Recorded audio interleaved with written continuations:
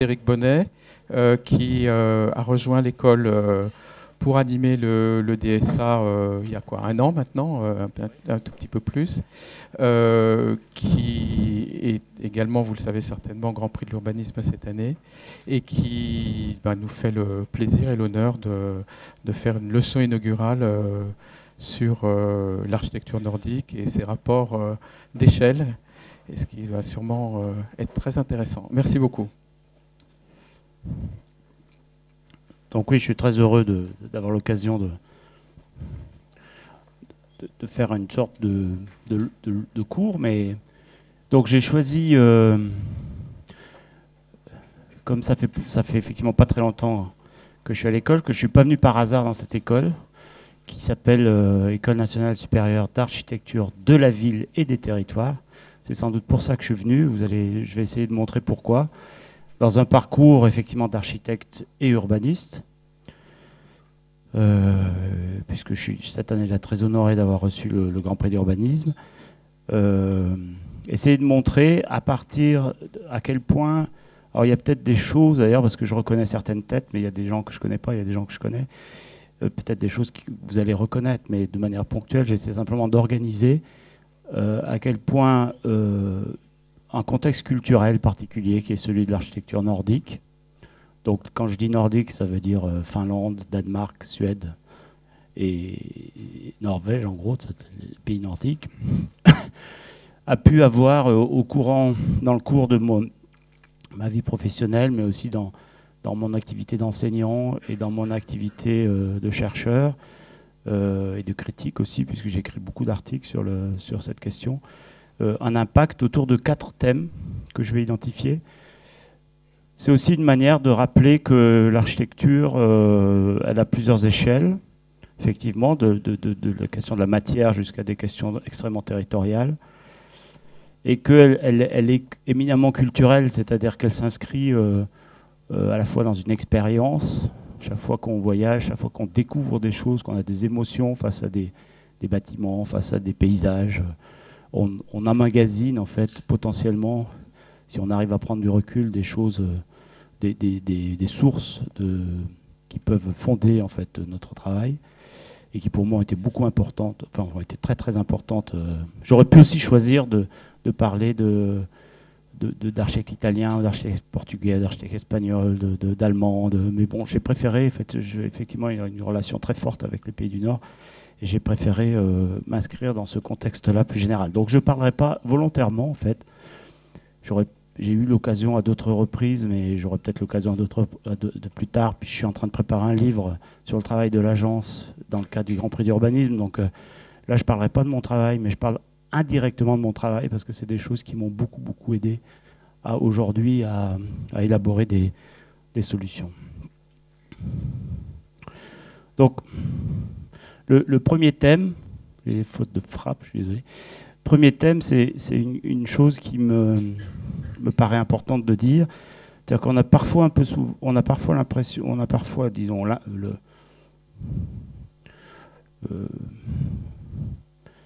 parfois on oppose un peu, on a l'impression, par exemple, il y a une chose qui est tout à fait incroyable qu'on voit dans les documents d'urbanisme, c'est l'idée que l'architecture s'insère dans le paysage. C'est-à-dire comme si l'architecture et le paysage, c'était deux choses un peu qui seraient en parallèle, qui auraient des activités différentes, ou qui seraient d'une nature différente. Moi, je pense que l'architecture, c'est l'occasion d'inventer, en fait, des nouveaux paysages. C'est-à-dire que le paysage au sens d'une représentation culturelle qu'on reconnaît, pour laquelle on peut être ému, d'un territoire,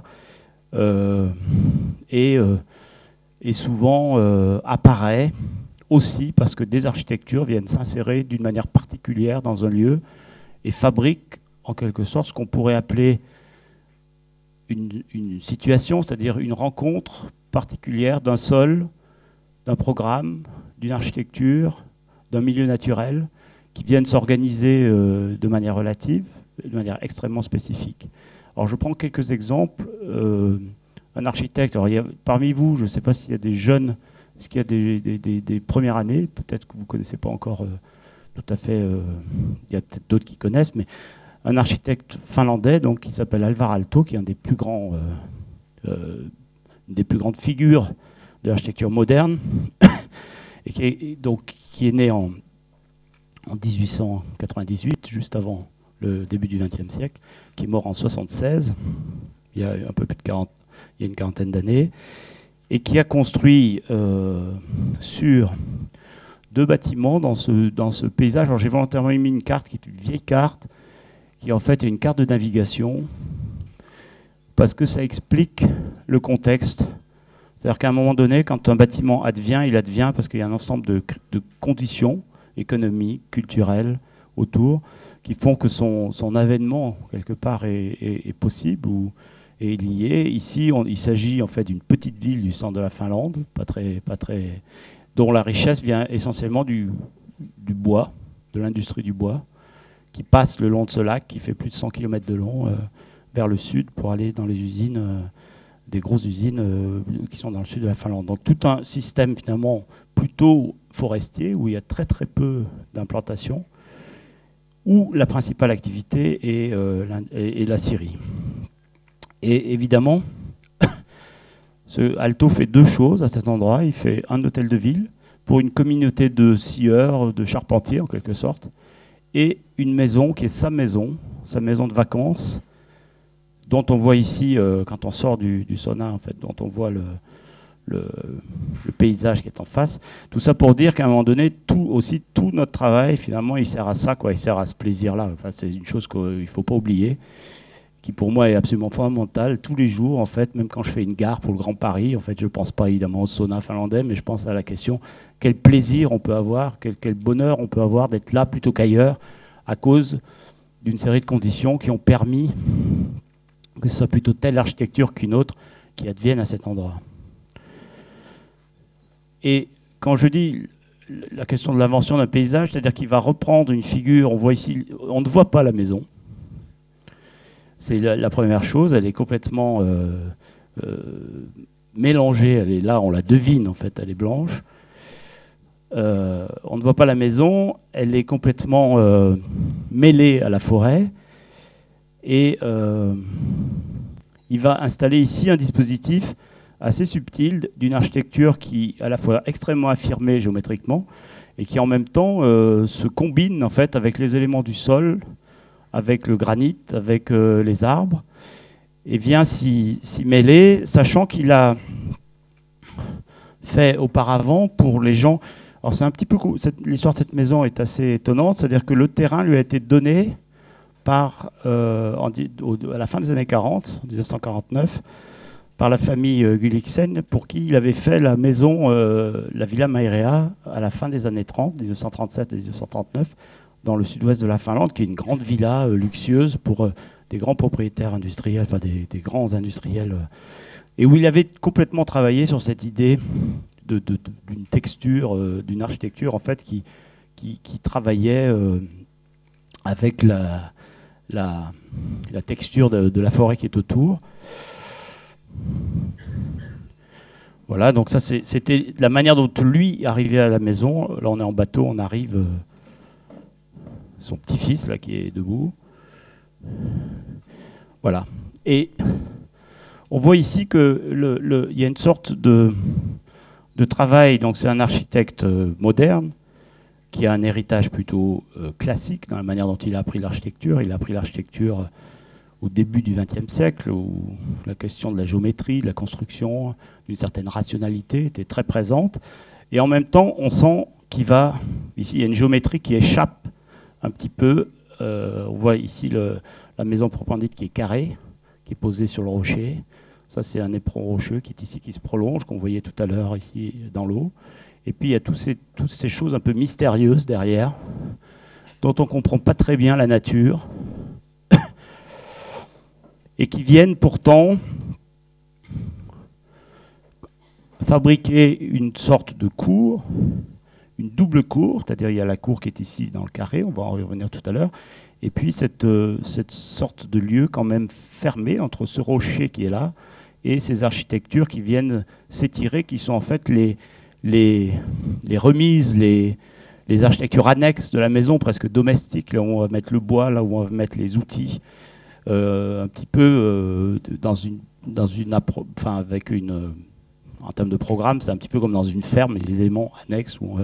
Et il va se servir de ça, au lieu de le ramasser dans un même volume, il va l'étirer pour fabriquer cet espace. Donc il y a déjà une chose qui est très présente dans ce travail-là, et qui, pour moi, a toujours été du coup très importante. C'est une chose très émouvante de voir avec quelle économie, en fait, on fabrique un lieu simplement parce qu'il y avait le rocher là, et qu'on se met en face, et que tout d'un coup, un lieu apparaît de manière très naturelle, sans qu'il ait rien coûté, finalement, parce que c'est juste la forêt qui passe, c'est la même forêt que tout autour, mais en même temps, le lieu, il est radicalement différent, puisqu'il se retrouve reclos. Donc c'est une sorte d'économie du geste, d'une part, et puis c'est une chose de mélange que je trouve aussi, qui a beaucoup d'actualité aujourd'hui, entre, je dirais, une architecture extrêmement dessinée, tenue, qui a une certaine autonomie. Le carré n'est pas là par hasard. En plus, c'est le carré, dans le carré, etc. Ça se démultiplie. C'est une espèce de motif mise en abîme.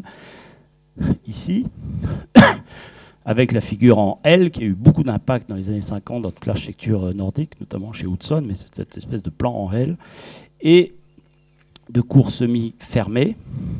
Et ensuite, quelque chose qui est complètement de l'ordre du vernaculaire. Donc on mélange une figure savante et une figure vernaculaire. Vous voyez là, quand je vous dis ça, c'est un des plus grands architectes modernes qui a dessiné ça. C'est-à-dire en gros, il a mis quelques rondins sur quelques cailloux, sur lesquels il a posé quelques poutres, et ensuite il a construit dessus quelque chose qui est de l'ordre de la rationalité. Pourquoi ? Parce qu'il y a une régularité dans la structure, la planche donne la mesure, etc. On est d'un côté, on a le savoir-faire du charpentier savant qui descend pour rencontrer celui du paysan qui a un rapport direct avec une manière extrêmement économe de se poser, sachant que la maison elle-même, avec sa cour carrée, elle est posée sur une plateforme.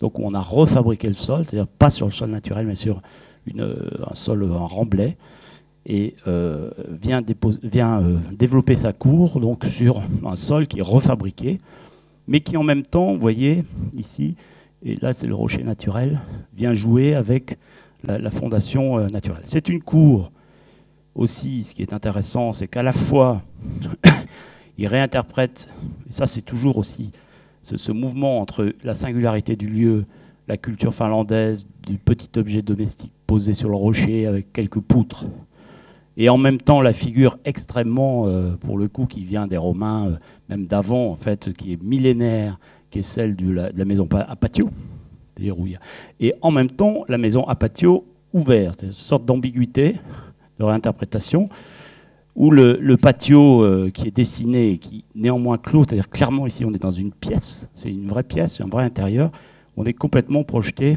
vers l'extérieur. Donc c'est un rapport au paysage qui n'est pas panoramique et qui, moi je trouve, c'est la leçon du paysage, c'est que la première chose, c'est le cadrage, évidemment, et donc on se sert de l'architecture pour cadrer, on se sert du paysage pour faire voir l'architecture, il y a une relation complètement d'interdépendance entre les deux, ce qui montre bien à quel point les deux éléments sont liés. C'est vu de l'extérieur, la brique à l'intérieur, la brique peinte à l'extérieur. Voilà.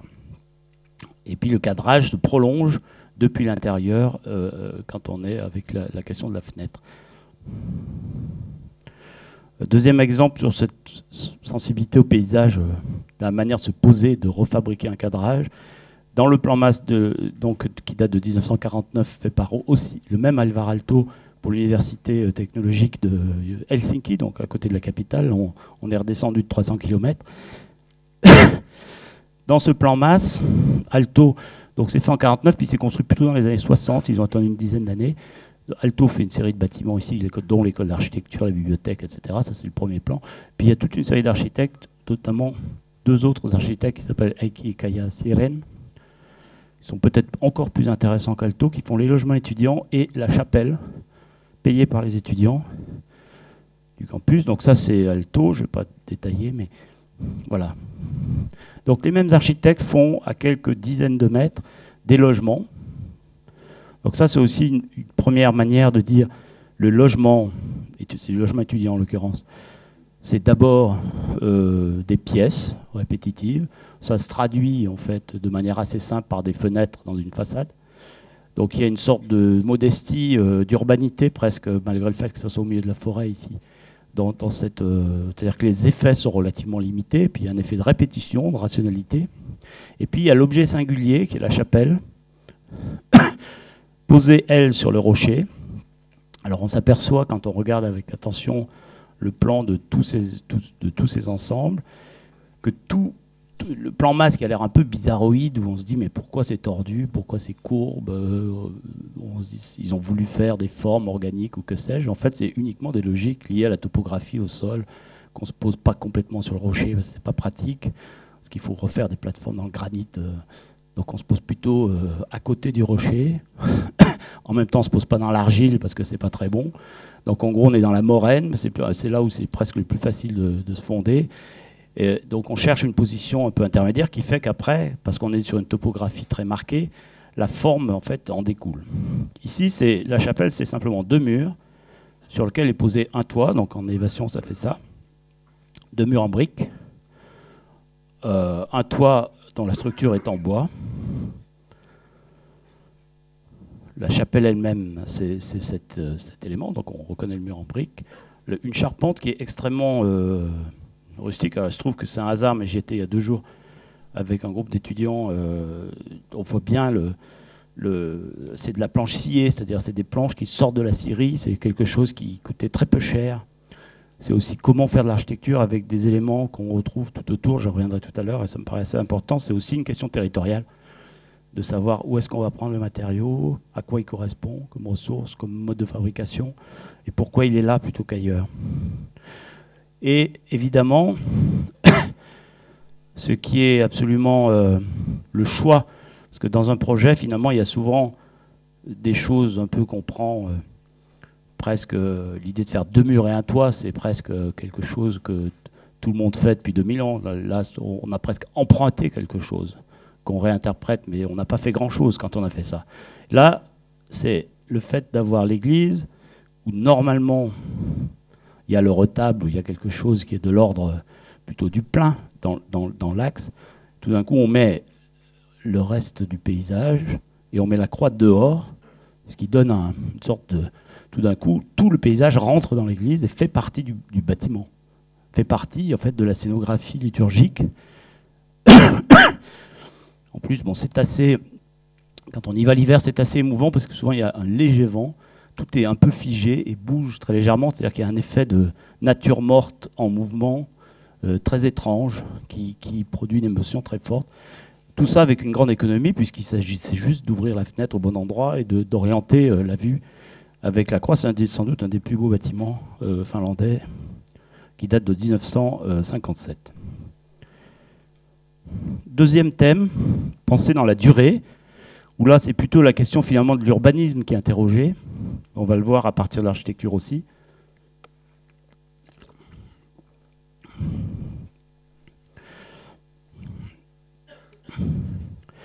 Alors ce qui est... Où là moi j'ai beaucoup appris en regardant très très attentivement toutes ces villes. Alors je prends l'exemple d'Helsinki parce que je le connais particulièrement bien et je le trouve particulièrement brillant. C'est-à-dire que penser dans la durée, la ville, en gros, la chose, on vous le dit souvent à l'école, la chose la plus efficace qu'on ait jamais inventée, c'est des infrastructures et un parcellaire. C'est-à-dire, en gros, il y a une rue, une parcelle, sur la parcelle, on fait un bâtiment.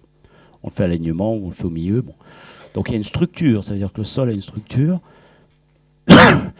artificielle, qui correspond à des tracés, et on vient dedans positionner des architectures qui d'ailleurs peuvent changer. C'est-à-dire dans la durée, la structure, elle reste. Elle est là pendant des siècles. Et puis l'architecture, on la démolit, on la reconstruit, on regroupe des parcelles, on fait un lotissement, etc. En refaisant une voie. Helsinki est une ville récente qui s'est construite plutôt au XIXe siècle avec un système de grilles qui était utilisé quasiment systématiquement à l'époque sur toutes les villes, pas que nordiques d'ailleurs. C'était quelque chose de très général en Amérique du Sud notamment, c'est exactement le même phénomène. Donc une grille qui s'adapte à la topographie. Alors on voit bien déjà là qu'il y a des choix, parce que les grilles ont des orientations différentes. Dans ces plans, c'est lié à la forme du sol, la manière finalement la plus simple, la plus rationnelle de poser cette grille, puis dans laquelle on trouve des parcelles, des espaces publics qui sont souvent la substitution, c'est-à-dire qu'on enlève un îlot, ça fait une place dans ce type de d'éléments. Donc ça, c'est une manière de, comment dirais-je, de donner une matrice qui, dans la durée, va accueillir l'architecture avec une structure monumentale qui peut se positionner dans la grille ou selon des tracés, des axes, etc. Ce qui est très intéressant à Helsinki, c'est qu'il y a une sorte de conjonction très très forte entre le sol et ces effets de grille qui font que l'architecture joue un rôle plutôt d'articulation, notamment l'architecture monumentale, et va venir se positionner à distance l'une de l'autre pour fabriquer des grands vides, des grands paysages interstitiels au cœur même de la ville, qui constituent, et on va le voir tout à l'heure, l'essence même de l'espace public.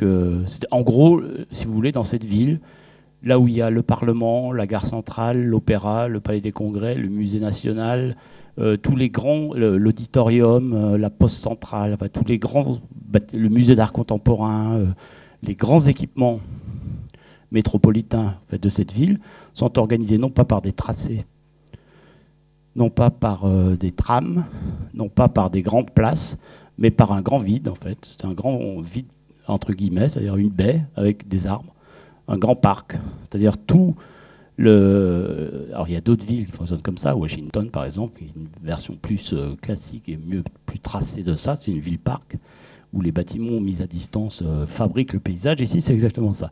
Alors, c'est une ville qui était d'abord ici, qui maintenant est ici, avec des chemins qui... On est tout en bas du pays, donc tous les chemins sont radiaux et montent vers le nord. Donc il y a une structure quand même, liée aux collines essentiellement. Chaque quartier sur une colline, sur chaque colline, il y a une église. Autour, il y a une trame qui en général s'adapte à la forme de la colline. Il y a eu une série de cités-jardins qui se sont implantés plutôt dans les années 30, à partir des années 30, pour les années 50 pour Tapiola, un petit peu plus éloignés, desservis par le tramway. On a des systèmes d'avenues-parcs qui relient l'axe central, qui est la route historique, qui relie toute la ville au reste du territoire, et la mer. Et puis, on a cette structure-là, qui est la plus remarquable, c'est-à-dire qu'on a ici une vallée. Et vous voyez la baie dont je parle, qui est ici, on va voir ici en zoom, qui est une partie de la mer, mais qui est à l'intérieur des terres. C'est naturel, hein, ça n'a pas été fabriqué, évidemment. Où se trouve, et ce n'est pas un hasard, l'ensemble des bâtiments publics, institutionnels du pays, avec l'idée d'un grand parc, ici, qui fait 15 km, et qui relie le centre-ville à la campagne environnante. Ils appellent ça Central Park. C'est pas tout à fait un hasard. Je dirais que les paysagistes ou même les architectes finlandais étaient assez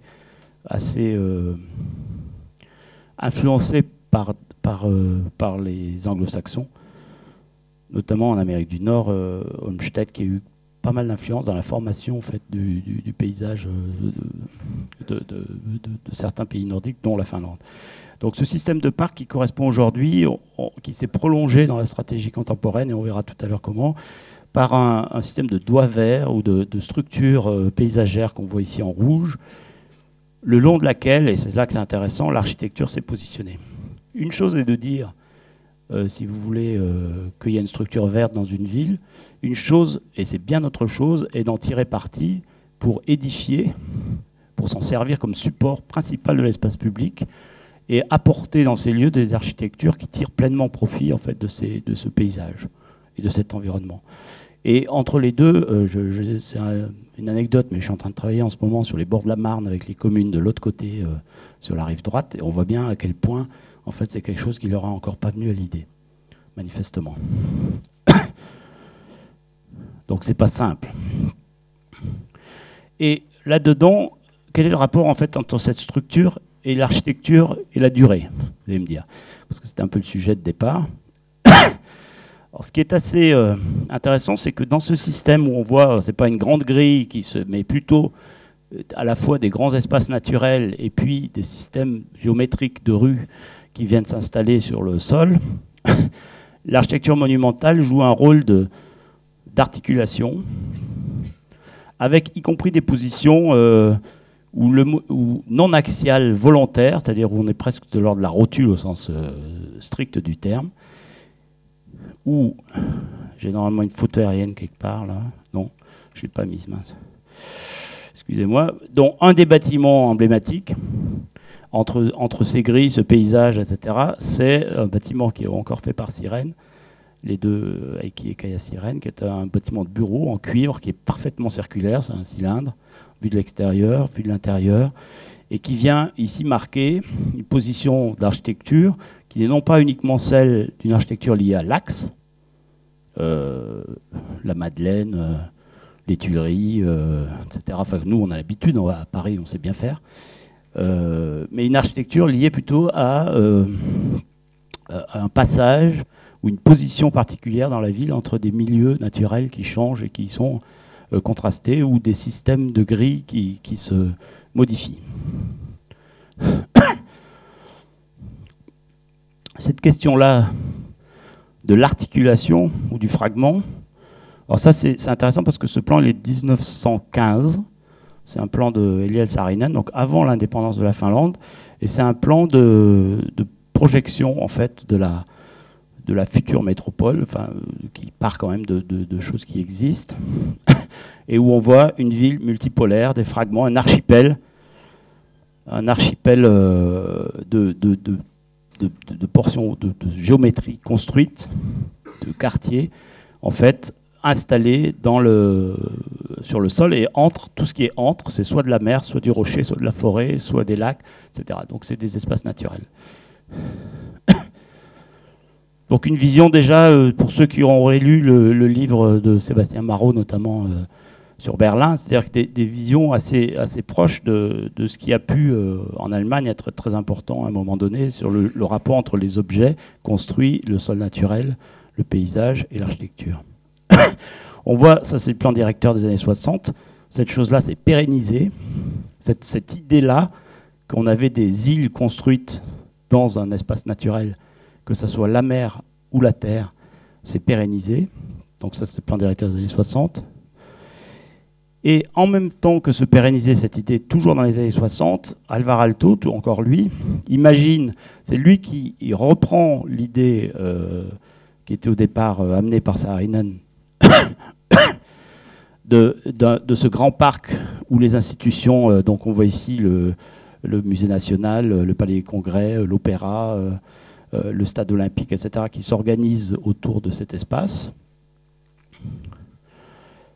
lequel se prolonge, donc on est ici, c'est cet espace-là, de la maquette, là, lequel se prolonge sur les 15 km par ce grand parc qui permet d'aller en pied ou en vélo jusqu'à la campagne.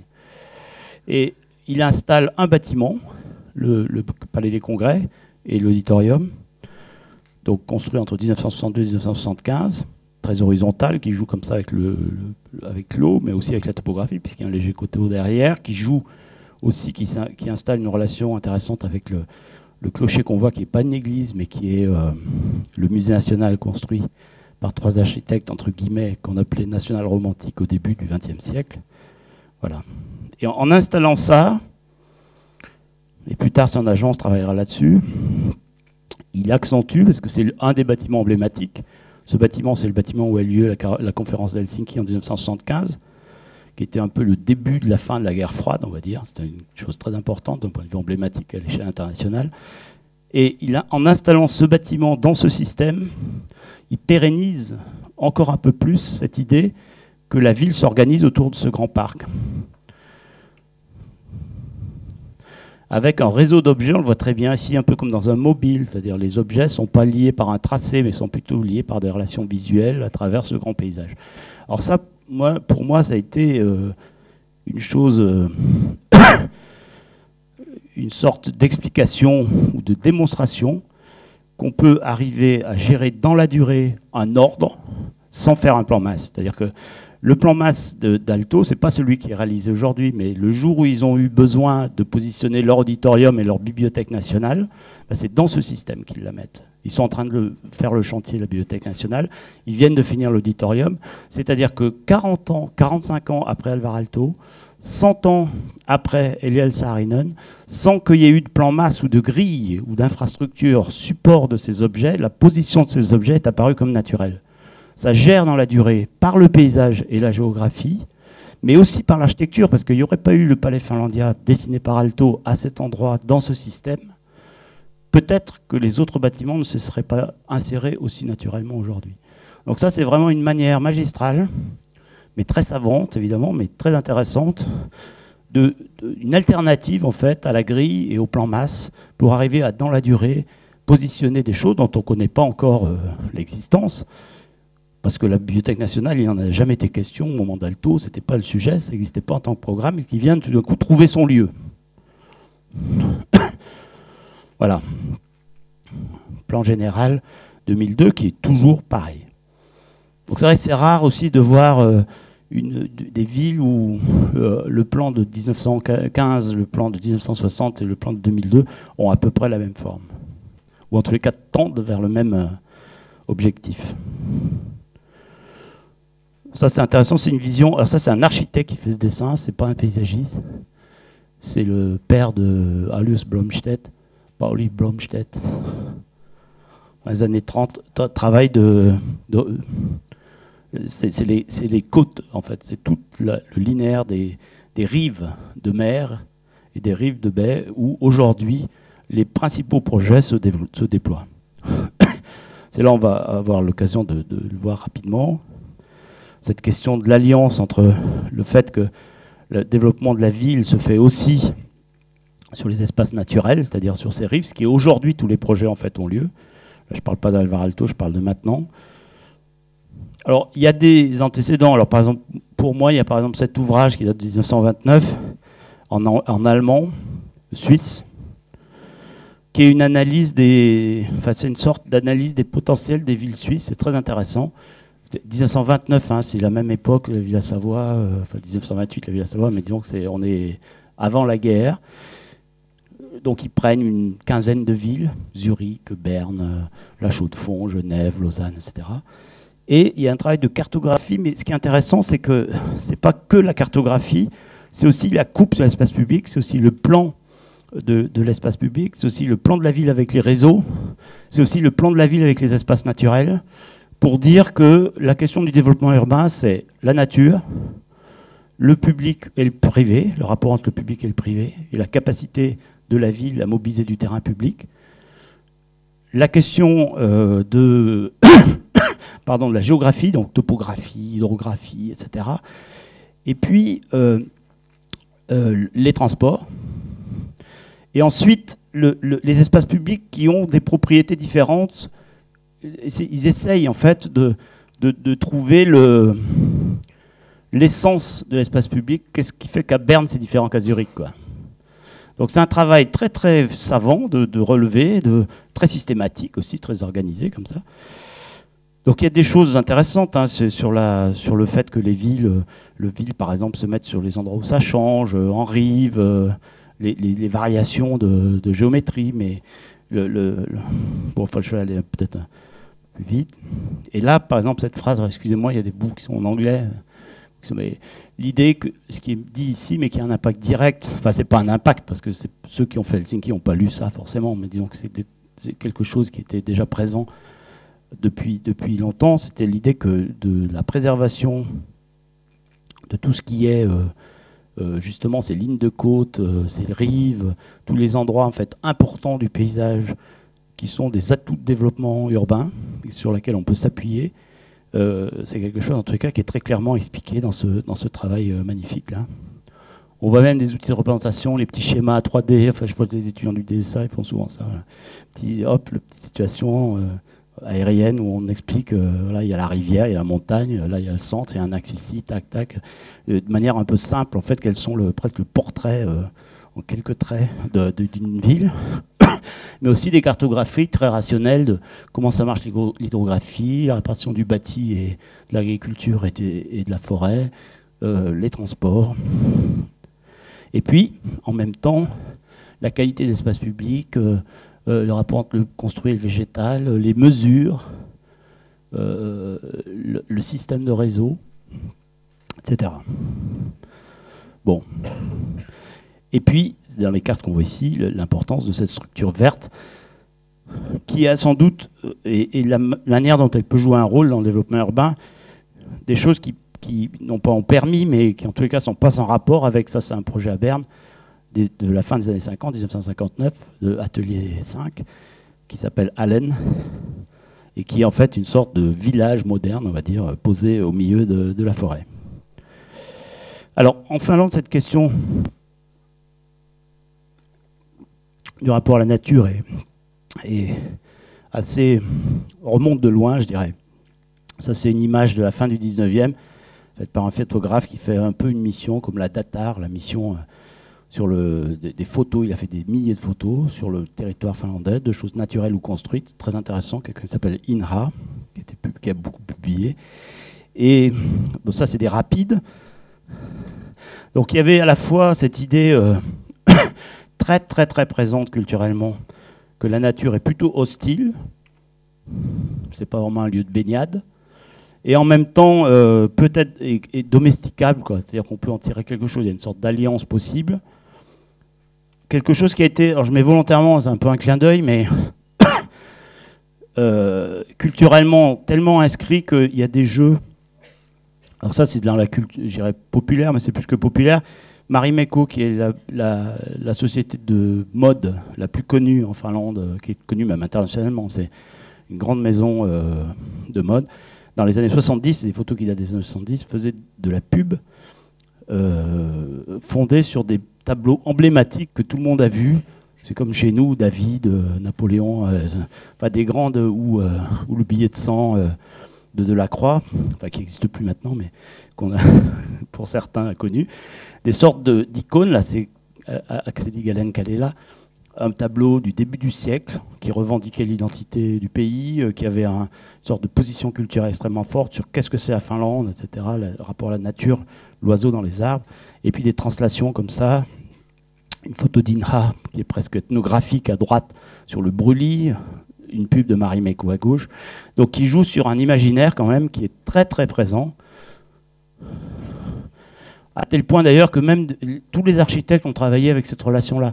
Le roi du béton, j'allais dire, qui s'appelle Arno Ruusuvuori, qui veut dire la montagne des roses en finnois quand on traduit littéralement, qui est un architecte des années 50, 60, 70, qui a construit que des immeubles en béton, ça c'est une imprimerie, ou une chapelle à Tapiola, donc béton préfa, parpaing, béton brut, banché avec des planches, etc.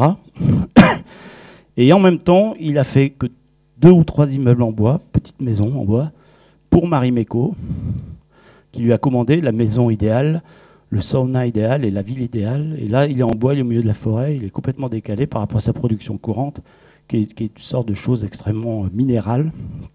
Il vient poser des objets très légers. Voilà, ça c'est le sauna qu'il avait dessiné, qui sont, tout le monde connaît là-bas. C'est-à-dire que ce projet-là, c'est quelque chose, même les gens qui ne sont pas architectes ont déjà vu ça, c'est quelque chose qui est complètement présent, conscient, l'idée qu'on est au bord d'eux, ou dedans, et qu'il y a de la nature tout autour, c'est une sorte de condition première culturelle très importante. Alors ça existe aussi à l'échelle urbaine, quand on reprend de la hauteur. Helsinki, là on est en plein Helsinki, là, en plein milieu en fait, il y a 2000 hectares de Natura 2000 avec des oiseaux, mais tout autour c'est la ville. Et c'est là où on a situé les nouveaux quartiers, se développent ici, avec pour le coup des formes de plans. Alors, certains d'entre vous ont déjà vu ça parce que j'ai déjà montré, mais d'autres peut-être découvrent des formes de plans très inventives qui sont directement liées, je dirais, à l'héritage culturel de des photos là, que je montrais au début, c'est-à-dire cette espèce d'évidence qu'il y a un rapport direct avec la nature. Alors, entre parenthèses, ça s'est fait. Ce qui est intéressant, c'est des villes qui n'ont pas tellement été vertueuses. C'est pareil pour Copenhague, c'est pareil pour toutes les villes nordiques. C'est-à-dire, jusque dans les années 80, elles ont tartiné des centaines et des centaines d'hectares de petites maisons individuelles, avec des routes, des rocades, des giratoires, enfin pas trop giratoires, des feux, mais des rocades, etc. Donc plutôt l'étalement maximum, les transports automobiles. Et puis, comme nous, vers 1990, fin des années 80, ils se sont dit, il y a un problème, on ne peut plus continuer comme ça, il faut qu'on change de modèle. Alors c'est le même diagnostic au même moment, la seule différence c'est que nous on n'a rien changé et que eux ils ont radicalement changé de cap, c'est-à-dire que le bateau barre à droite et ils ont complètement changé. Donc il y a toute une partie de la ville qui est l'héritage des années 60, 70, 80, qui est très étalée, où on ne peut se déplacer qu'en voiture.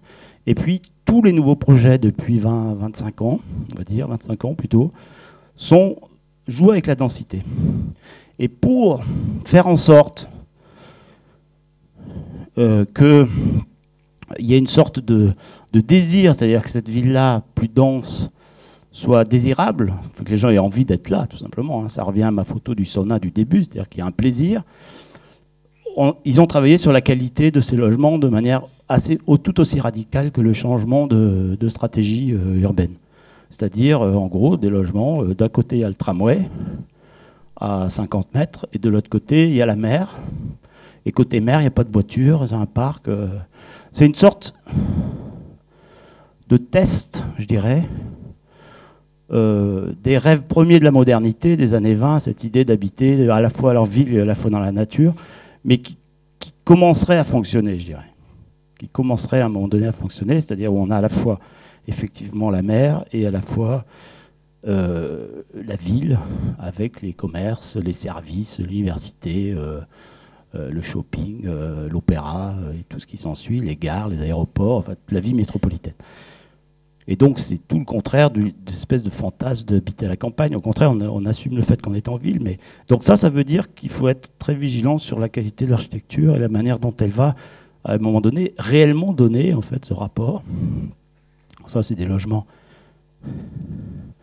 Voilà. Alors je montre juste un exemple d'une jeune agence. Pour une fois, c'est pas Alvar Aalto que vous avez déjà vu plein de fois, mais qui est moins connue, qui s'appelle Playa, qui est sans doute l'agence la plus intéressante en Finlande aujourd'hui, qui a fait toute une série de projets, qui commence à faire des projets, voilà, et qui travaille. Donc en bas, c'est pas des photomontages d'Éric Lapierre, c'est des vraies photos, mais ça ressemble un peu, ceci dit. C'est presque aussi bien. Où on a effectivement des choses assez simples. Hein. C'est même presque, je dirais, ce qui est aussi intéressant, là, j'en parle pas trop, mais c'est quelque chose qui, moi, m'aime beaucoup et qui, à mon avis, c'est-à-dire, dès qu'on va un peu dans le nord, j'allais dire que c'est presque un peu pareil dans le sud, quand on va en Espagne, mais grosso modo, on a l'impression que la modernité, ça n'a pas été une parenthèse dont on a honte. Au contraire, on en est fier, on la chérit. Aujourd'hui, beaucoup de commandes des architectes en Finlande, c'est réhabiliter ou réparer, parce qu'ils utilisent le mot réparer, ce qui est plus beau. Je sais qu'il y a une conférence sur la réparation là, dans 2 jours, mais en gros, eux, ils disent littéralement réparer les bâtiments modernes, c'est des années 50, des années 60, des années 70, voire des années 40. Il y a tout un travail d'entretien en fait, permanent. Il y a une sorte d'affection en fait, qui est portée aux édifices de la modernité. Et c'est vrai qu'on n'a pas désappris en Finlande à quel point c'est agréable d'avoir un grand logement traversant, avec vue sur le paysage, des grandes baies vitrées, des grandes profondeurs, des diagonales où on voit à travers l'appartement. Enfin, toutes les qualités de la modernité qui sont effectivement aujourd'hui très, très difficiles à remettre en œuvre dans les projets contemporains. Et puis, dernier point, pour terminer, je vais parler d'une chose que j'ai à cœur et qui, aujourd'hui, est une des questions principales, y compris en urbanisme, je trouve. Enfin, c'est-à-dire qu'à toutes les échelles, c'est cette question de comment on construit. Donc je ne vais pas rentrer trop dans le détail, mais on avait notamment Aalto, en 72, a fait toute une longue interview à la télévision publique, un peu comme sur TF1, quoi. Pour parler d'architecture, et notamment il parlait beaucoup de comment construire dans la durée, pour la durée, en disant on ne peut pas décemment laisser penser qu'on va construire pour 15 ans, et puis que dans 15 ans on démolira, puis on fera autre chose. Ce qui explique que c'est aussi une chose assez profonde, on peut débattre de ça, je pense, parce que c'est sans doute pas si simple, mais quand même, quand on construit pour combien de temps ? À mon avis, une des premières questions entre guillemets, du développement durable, c'est-à-dire quelle est la capacité de l'architecture à accueillir y compris des transformations d'usage, des adaptations d'usage, mais en gardant en fait son ossature, qui est quand même ce qui coûte cher en énergie, en moyens, en position sur le sol, en infrastructure, etc. En gros, c'est quand même ça, le gros de l'énergie qu'on dépense, c'est pour faire l'infrastructure, le bâti, la structure, qui ont une certaine présence dans la durée. En quoi l'architecture, finalement, permet, parce qu'il y aura des évolutions d'usage, on n'habitera pas de la même manière dans 50 ans qu'aujourd'hui, ces adaptations. Lui, il dit, premièrement, qu'il faut cette adaptation possible, mais que c'est l'architecture est faite pour durer et pour être adaptée. C'est cette double condition. Et en même temps, l'idée que... comment dirais-je, l'idée de la solidité, presque au sens des traités d'architecture depuis Vitruve, hein, Vitruve-Alberti, donc 2000 ans de travail sur comment bien construire, qui là-bas est quelque chose de, presque, je dirais, non pas d'un débat doctrinal, mais qui est presque quelque chose d'automatique, c'est-à-dire que quand il fait -20, que vous êtes la glace, la prise de la glace, du vent et du froid sur l'architecture est telle que si vous construisez mal, c'est quelque chose, c'est une ruine très vite. Et donc la protection des murs, le cadre des fenêtres, l'appui, toute une série, le bas des murs, le bas des portes, le cadre de la porte, la qualité de la fenêtre, etc., qui sont quelque part inéluctablement, obligatoirement, je dirais, de très bonne qualité. Ça, c'est un engagement en fait, que lui a beaucoup défendu très tôt, mais que l'ensemble des architectes, je pense, du Nord ont toujours assumé de manière forte. Donc c'est clair qu'après, quand on est dans un lieu, on a toujours, et c'est encore plus vrai aujourd'hui, non pas la tentation du localisme où on va uniquement se dire, bon, on va prendre les matériaux locaux, mais cette espèce d'équilibre à maintenir entre les deux, entre les sources lointaines et les sources proches, pour peu qu'on arrive à comprendre en fait quel est l'héritage constructif du lieu.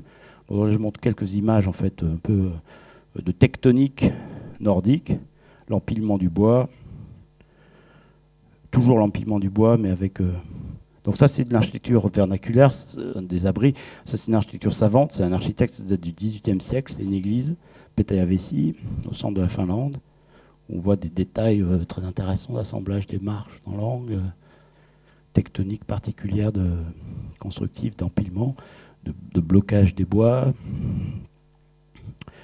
Et puis un univers constructif qui, même en allant vers des choses beaucoup plus légères, ça c'est Pietila, l'Expo universelle de Bruxelles, à la fin des années 50, travaille avec la planche et la structure légère, mais toujours le bois. La question de la modularité, de structure réticulaire, non sans rapport d'ailleurs avec ça n'a rien à voir, c'est le Japon, c'est la maison impériale à Katsura, mais qui a 400 ans, mais qui en fait est du même ordre, cette idée de module. Et donc en gros, on est dans un endroit, on construit à un moment donné, dans un endroit donné, on a une responsabilité particulière pour choisir plutôt tel type de construction qu'une autre, pour interpréter, pour ajouter quelque chose. Alors là, Alto, quand il construit son sauna, par exemple, on a cette tradition de l'empilement. Il va prendre des arbres qui sont des troncs, donc qui sont moins larges d'un côté que de l'autre, parce que les arbres, ça pousse, c'est plus large en bas qu'en haut. Et simplement, au lieu de les alterner, ce qui était la tradition, il va décaler complètement le code et les positionner dans le même sens. C'est-à-dire que la pente du toit va naître.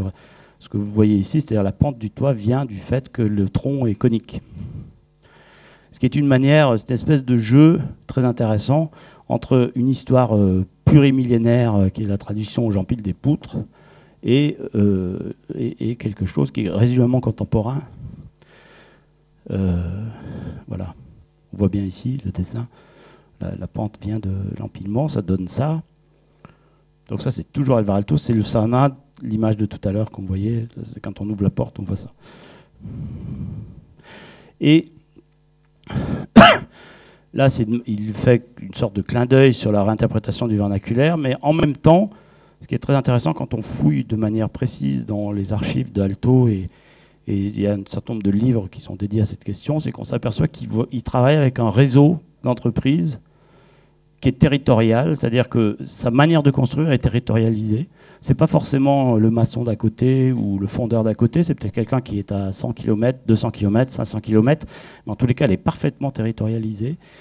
Et il a un réseau d'entreprises qui courbent le bois, qui posent de la brique, qui sont des charpentiers, qui sont des fondeurs de laiton. Ils utilisent énormément de pièces en laiton ou en cuivre, etc.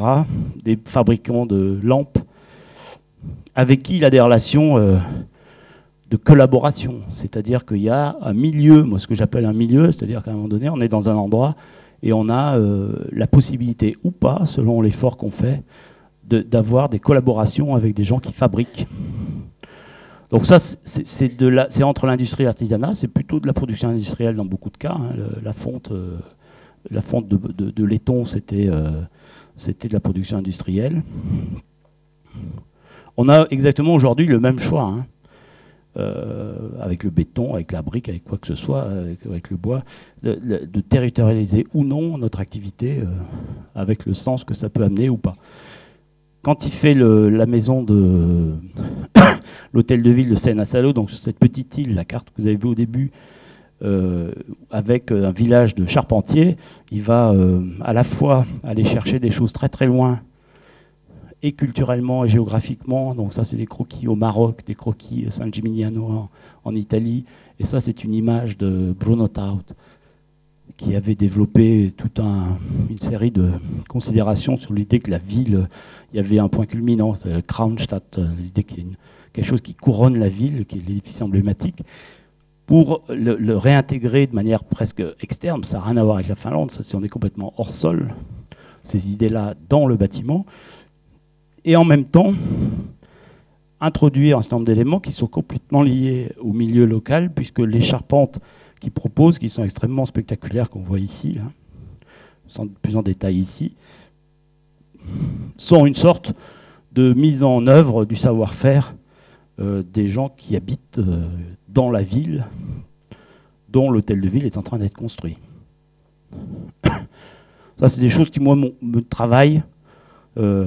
Chaque fois qu'on fait un projet, on vient de faire finir un projet à Saint-Étienne, tous les objets ont été faits par des gens qui localement ont un savoir-faire et l'ont développé.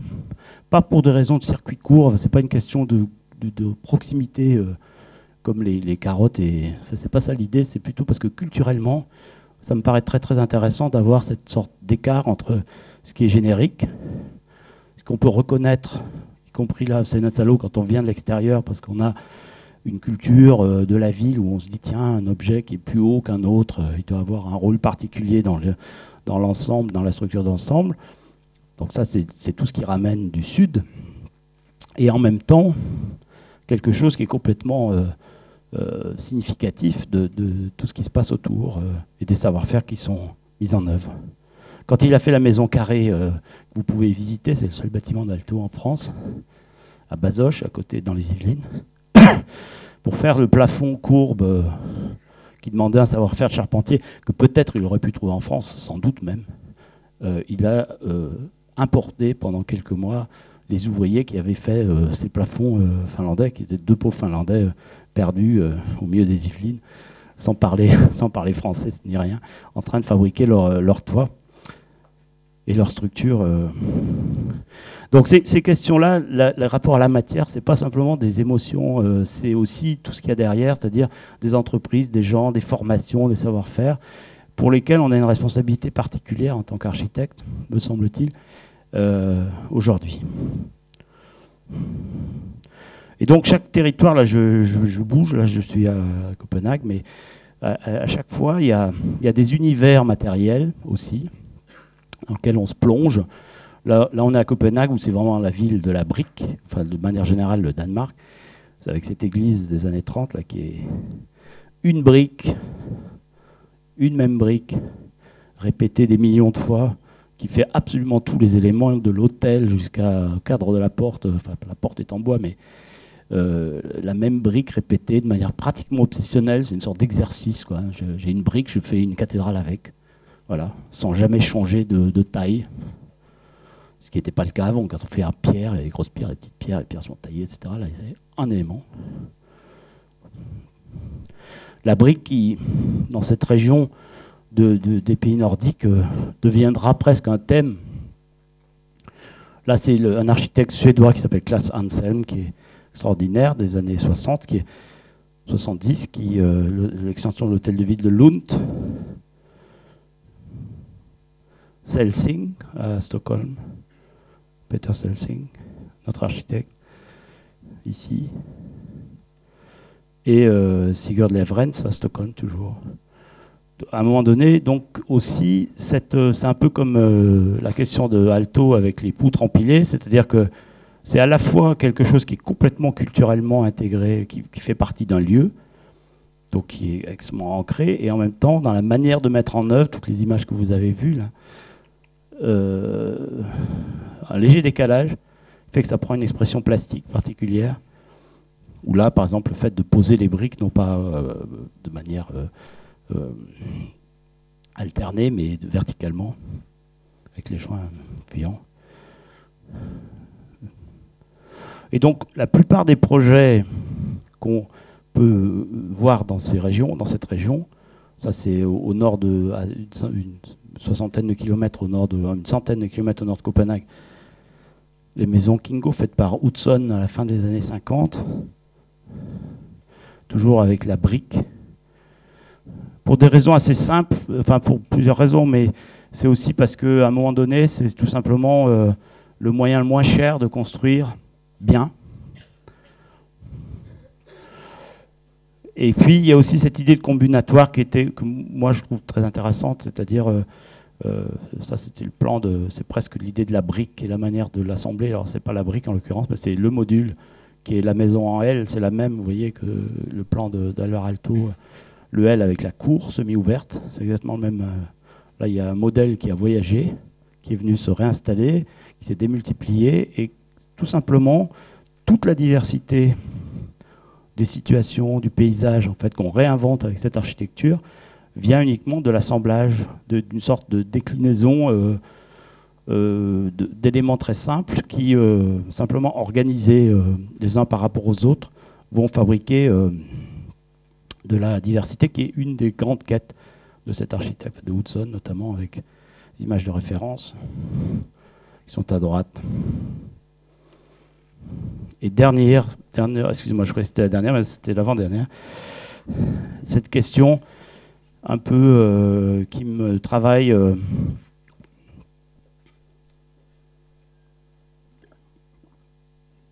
notamment sur laquelle j'ai pas mal travaillé. Je suis en train de retravailler dessus, là, de plancher pour le livre là, sur le Grand Prix de l'urbanisme, c'est-à-dire à un moment donné, la responsabilité à chaque moment de l'architecture, qui peut ou pas, selon, et c'est là que je parle de responsabilité, parce que c'est vraiment un choix, apporter quelque chose à une ville, rajouter par sa simple expression, en fait,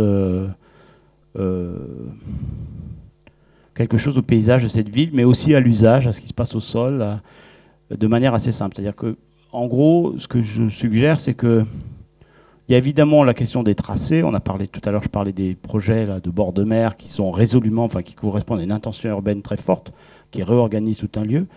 Mais il y a aussi l'action ordinaire, c'est-à-dire chaque jour, il y a un bâtiment qui arrive là à côté, voilà, poum. Il a un budget, il a un programme, il a un maître d'ouvrage, il a un périmètre. Et bien, selon la manière dont cet objet est fait, il peut amener quelque chose à la ville ou pas. C'est-à-dire, et ça coûte rien. C'est-à-dire dans un cadre aujourd'hui où on parle beaucoup d'économie, mais comment on va faire, en gros, on peut tous les jours faire plus ou moins efficacement des espaces publics, le caractère d'une ville, l'image d'une ville, les usages au sol d'une ville, etc.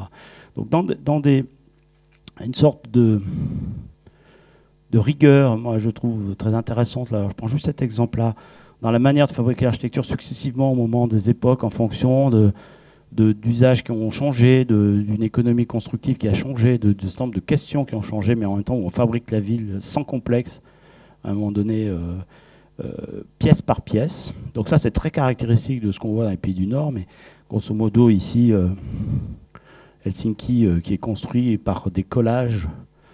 1900, il n'y a pas beaucoup d'écart entre ces deux bâtiments. Hein. À droite, c'est de 1914, 1910, 1914, et à gauche, c'est 1955, plutôt 1900, fin des années 50. Donc on a à peine 40 ans d'écart, et en même temps, ça s'ajoute. Là, ici, ce qu'on voit, ça s'est pris depuis le bâtiment d'Alvar Aalto sur le port, qui est le siège de la plus grande compagnie de l'industrie du bois, où on voit une sorte de mise en scène du panorama de la diversité, justement, qui raconte toute l'histoire de la ville. L'architecture raconte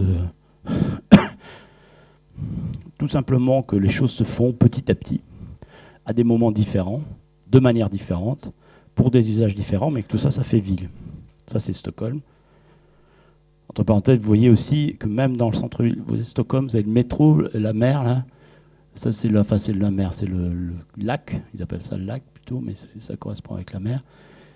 Où il y a un rapport très fort entre les espaces naturels et la partie la plus construite et les infrastructures, les trois choses qui sont ici associées. Donc ça, c'est des questions proprement architecturales qui, je crois, nous intéressent, puisqu'on est dans une école d'architecture, mais qui en même temps ont un impact. De quelle manière on contribue à la fois changer et accompagner la croissance de la ville. Ça, c'est un architecte qui s'appelle Levrens, Sigurd Levrens, bâtiment de la fin des années 20, donc c'est contemporain de la Villa Savoie, dans une ville qui est essentiellement composée d'immeubles dans l'héritage classique, je dirais, avec les fenêtres et les travées. Donc il fait un peu la même chose, mais pas tout à fait, c'est carré, mais néanmoins quelque chose qui est en accompagnement de cet héritage. Et en même temps, à l'intérieur, il va, parce que le programme est différent, il ne s'agit pas d'un immeuble d'habitation, mais d'un immeuble de bureau, et parce qu'il a des outils qui lui permettent de faire différemment, de libérer la structure, d'avoir des plus grands espaces, il va à l'intérieur utiliser des points porteurs très légers, une structure beaucoup plus légère. Et on a un énorme contraste entre la cour qui est dedans et l'immeuble qui est dehors, qui est aussi un peu comme deux époques qui se parlent et qui contribuent petit à petit à apporter à la ville des transformations, y compris où on sent bien ici l'influence notamment du Bauhaus et d'un rapport à la structure et à la menuiserie, entre la structure et l'enveloppe, en tous les cas, qui est complètement transformée, réinterrogée. Et ça, je trouve que, de manière générale, je vais montrer quelques exemples, mais dans des villes qui sont composées au cours des siècles et où on ajoute en gros, vous avez un bâtiment à faire quelque part, vous ajoutez quelque chose dans une longue généalogie. C'est impossible de ne pas s'intéresser, même si vous faites différemment, à qu'est-ce que c'est cette généalogie, qu'est-ce qui s'est passé avant. Parce qu'à côté, on construisait en pierre, on construisait en meulière, on construisait en briques, on a construit en béton, on a construit en métal. Et vous construisez en... Hop, et vous êtes dans une sorte de généalogie, et ça a du sens ou pas, selon les choix. Alors là, juste, je montre ça parce que ça montre aussi le sujet. Ça, c'est un livre, c'est tiré d'un livre qui parle de la réparation de l'architecture. Le mot réhabilitation n'existe pas en finnois. Les gens disent réparation. C'est-à-dire on répare un bâtiment. Korjata, c'est en finnois. Et donc il y a tout un relevé, donc de 1891 jusqu'en 2000, en gros, de maisons. Alors la typologie, la façade, la coupe, en axiométrie comment ça marche, le détail en pied d'immeuble, le détail courant du mur et ce qui se passe en toiture. Puis c'est chaque moment, en fait, sur une vingtaine d'exemples significatifs, 91, 1905, 1914, 1900, je vous passe les détails, mais à un moment donné qui s'intéresse de manière très très fine à l'évolution des modes constructifs. Et tout ça, et la manière dont les choses s'articulent à l'intérieur même de l'architecture, la chair de l'architecture, on est en train de parler de construction, de choses extrêmement disciplinaires. Mais ça, évidemment, qui interfère avec le paysage urbain, avec les usages, avec le rapport au rez-de-chaussée, avec les filières constructives qui sont tout autour, avec tout un univers finalement, qui est un univers aussi territorialisé, j'insiste là-dessus, et c'est une sorte de grand récit, c'est une manière de parler de la ville qui passe pas par l'histoire, je dirais, traditionnelle, mais qui est aussi une manière de s'intéresser. Là, on est en 1963, voilà. Tout change. Il n'y a plus la cour et la façade principale, les bâtiments en deux faces, beaucoup plus équivalentes, etc. On est sur des panneaux préfabriqués qui sont accrochés sur une structure. Voilà. Je ne détaille pas, mais simplement... Et puis, in fine, à chaque fois, tout ça, c'est aussi, et ça accompagne l'évolution de 1890 dans les années 80. Ça, c'est les années 60, les années 50, puis 1915. La question de la fenêtre, et ce à quoi elle renvoie, le paysage qu'elle permet de cadrer, etc. C'est-à-dire qu'on a... et j'aurais terminé... on a presque, je me sens en tous les cas moi, dans l'obligation à un moment donné de remettre sur le métier ces questions constructives qui me paraissent être aujourd'hui la principale difficulté à laquelle on est confronté, c'est comment bien construire, comment mieux construire, comment construire à la fois économiquement et dans de bonnes conditions, qui est presque l'unique question à laquelle on est confronté, je dirais, dans des contextes urbains qui se déploient, qui se développent, et où finalement, quelle que soit l'intelligence des plans qu'on peut faire, si on n'arrive pas à un moment donné à maîtriser ça, ou à réintroduire en fait cette attention, on passe à côté de quelque chose de fondamental. Parce que l'expérience, je dirais, le plaisir de la ville, mais aussi l'expérience qu'on partage avec nos concitoyens, la famille, les amis, les gens qu'on ne connaît pas, etc., dépend quand même, est absolument transcalaire, c'est-à-dire qu'elle dépend bien évidemment de la manière dont le territoire fonctionne, comment on se déplace, etc., mais elle dépend aussi de la manière dont le quartier est organisé. Où sont les magasins, est-ce que j'ai vu, est-ce que j'ai des espaces naturels à côté, comment je me promène, etc., dont le bâtiment est construit, dont il est organisé par rapport à ses voisins, et dont, in fine, en fait, la forme de ma fenêtre, et ce que je vois depuis ma fenêtre, et qu'est-ce qui se passe, et le toucher très concret de ça. Donc je pense que c'est pour ça que j'ai beaucoup de plaisir à être dans cette école, c'est-à-dire que ce souci-là, qui est un peu là, j'ai pris l'exemple des pays du Nord pour en parler, mais qui est un peu quelque chose qui me travaille depuis maintenant plus de 25 ans, qui fonde ma pratique professionnelle. Cet ensemble en fait, d'exigences, d'attention successives, portées à toutes les échelles. J'ai l'impression qu'elle se retrouve dans cette école, portée par tout un ensemble d'enseignants, qui se complètent quelque part pour fabriquer chez vous justement les conditions de cette attention, de ce savoir-faire, de cette la sensibilité à la responsabilité qu'on a à toutes les échelles, les choix qu'on va pouvoir proposer, les choix qu'on va pouvoir faire pour arriver en fait à ce que ce récit continu qui est la vie quotidienne de chacun se retrouve dans les choses qui sont effectivement construites. Voilà. Donc ça, c'est juste deux images. Alors c'est encore toujours pareil pour montrer à quel point les choses sont... Le rapport avec le lieu, je parlais de la Finlande, mais c'est un peu un prétexte, vous avez compris, mais à gauche, c'est une maison en Finlande dans les années 60, et à droite, c'est un bâtiment à Long Island d'un architecte américain qui s'appelle Philip Johnson, et qui date de 1956. Voilà, donc j'ai essayé avec ces 5 thèmes de parler un petit peu, non pas de l'architecture en général, non pas de ma pratique en particulier, mais plutôt du rapport, en tous les cas des choses voilà, qui me préoccupent et qui j'espère vous touchent. Voilà, merci de votre attention.